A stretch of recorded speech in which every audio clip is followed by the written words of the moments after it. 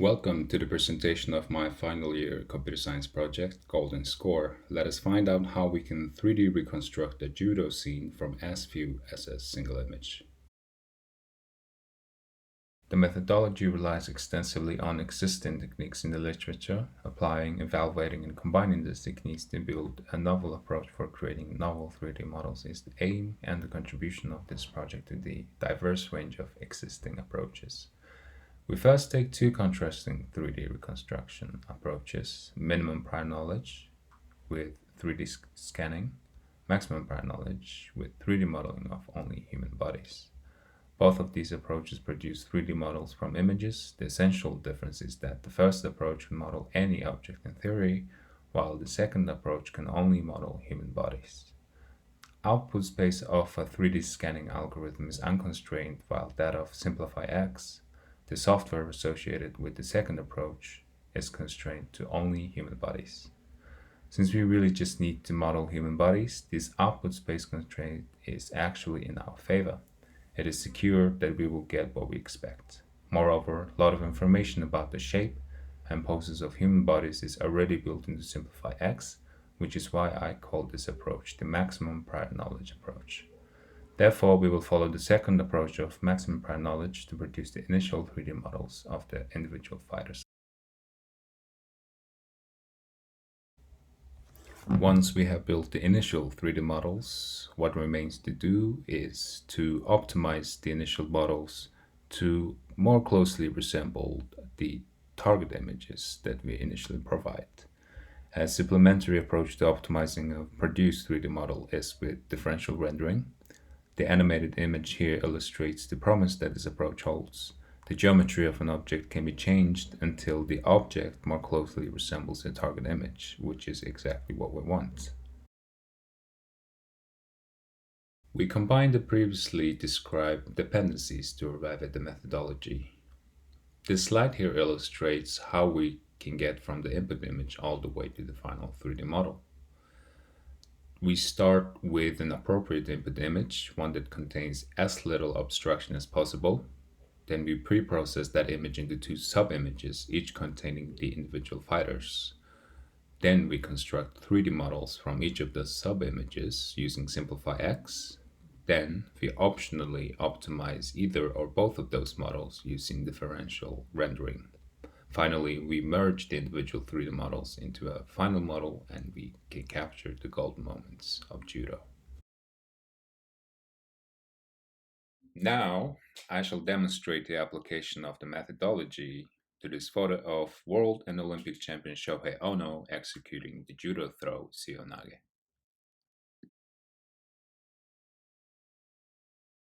Here I'm showing a bad example input. It has way too much obstruction. Here is the input image that we already chose. It has relatively less obstruction.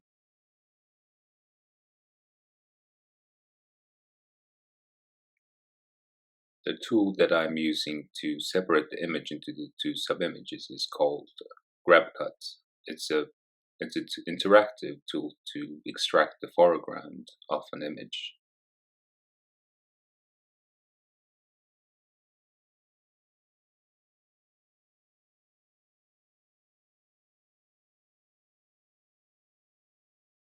Here, as you can see, the two sub-images are produced by simply repeating the same process while focusing on different foregrounds on the same input photo.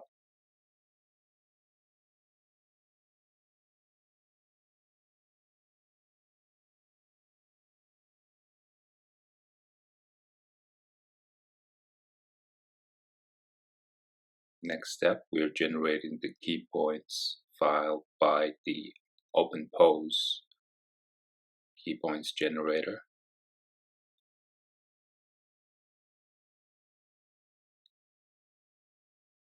This is a dependency of the SimplifyX. Find out more from the Github page of SimplifyX.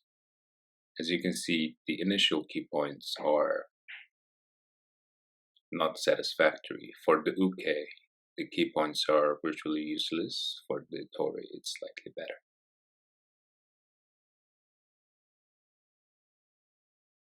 Although the first attempt to generate the key points did not succeed, it demonstrated the methodology up to the middle points.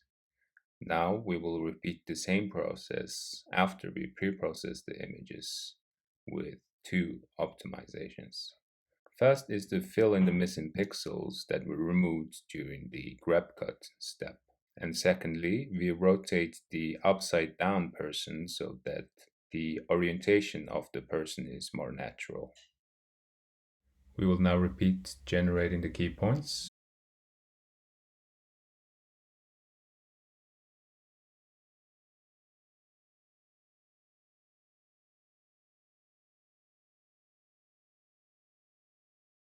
As you can see, the key points for the Tori are already improved. As you can see that the facial expressions are modeled.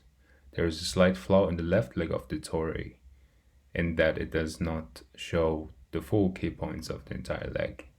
But that will enable us to see some interesting limitations of the methodology later on, so we will ignore that for now.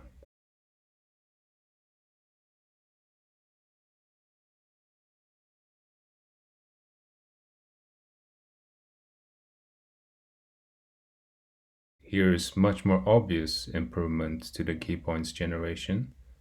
In the previous attempt, we only had key point for the forearm of the uke, whereas in this instance, we have the entire body modeled. In this step, we will generate the 3D models from the input image and the key points that we just generated. Everything follows the instructions on the Simplify X GitHub page, so please see detailed instructions there. Practically, I just have to place the key points in the input images together in the same directory under the root directory of Simplify X and run the command that you can see I have input into the terminal. Since the process is sped up quite a lot, you can already see the results, and my comment is that they are more or less satisfactory. The body shape is a little bit flawed, but that's not a major problem since it can be fixed with small parameter tuning.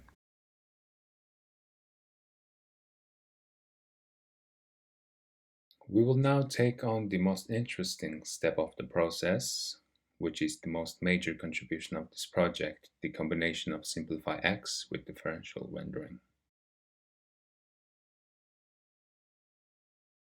We use a differential renderer called Redner, which uses the path tracing algorithm to turn a 3D object into a 2D image and compare that rendered 2D image against the target image to calculate a loss.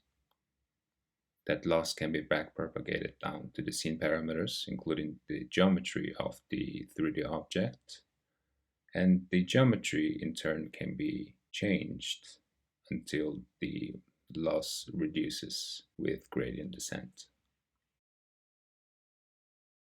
Since the renderer simulates an actual photo shoot, we will have to specify the camera position and the position of the lights in the scene.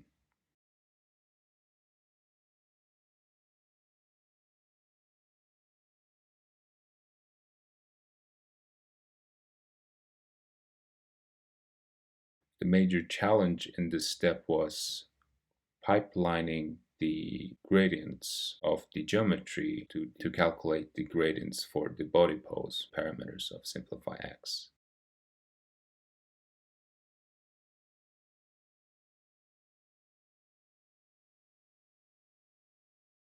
We see the sped up version of the process here, and you would be able to notice that the pose of the 3D object is in fact changing.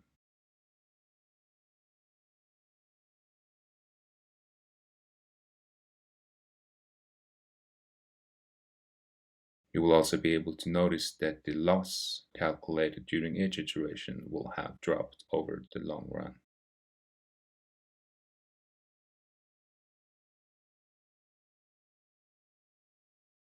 You will also observe better overlap between the 3D object rendered and the target image. Let us summarize the optimization step. The animated GIF on the left illustrates the overall motion where each frame corresponds to a step in the optimization process. The overall motion that you observe is an upwards pull of the right arm, which much better characterizes the motion of the fighter in the judo scene. On the right side, you can contrast the overlap at the beginning and at the end of the optimization. There is considerably more overlap at the end of the optimization, as you can see with the right arm, the right leg, left leg, and there is some flaw in the overlap of the head at the end of the optimization. But most importantly, the upwards pull of the elbow is recaptured thanks to this optimization, and that will help us create much better feeling of the actual judo technique in the final model. Differential rendering is a powerful tool to optimize with, since you can optimize with respect to arbitrary scene parameters and their derivatives. In this case, we've been able to optimize with respect to derivative of the geometry of the 3D objects. These 3D objects are, of course, the human body models generated by SimplifyX. The fact that these 3D reconstruction approaches are completely unrelated makes differential rendering that much powerful. However, there are several major challenges to optimizing with differential rendering. One is that of local optimum. You can see two optimizations here, each with 50 iterations. They both have reduction in their loss when compared to start of the optimization quantitatively. However, qualitatively, you can see that the poses are not improving, at least in the favor of the target image. This would be because the optimization is seeking a local optimum. Another major challenge of differential rendering optimization is 2D ambiguity inherent in all types of 3D reconstruction approaches. This slide here shows the results of optimizing with respect to the geometry of the 3D objects as opposed to its derivative, the body pose. The image in the middle is the final rendered image of the final 3D model, and it has an incredible degree of match to the target image. However, the 3D model itself is unintelligible, and this is because there are infinitely many 3D scenes corresponding to the same 2D scene. This property, that is 2D ambiguity, is illustrated by the images on the middle and on the right, as we can see that a degree of match that high can be achieved with an object that is completely unexpected. Initially, I applied differential rendering optimization with respect to geometry of the body models, as we saw in the previous slide.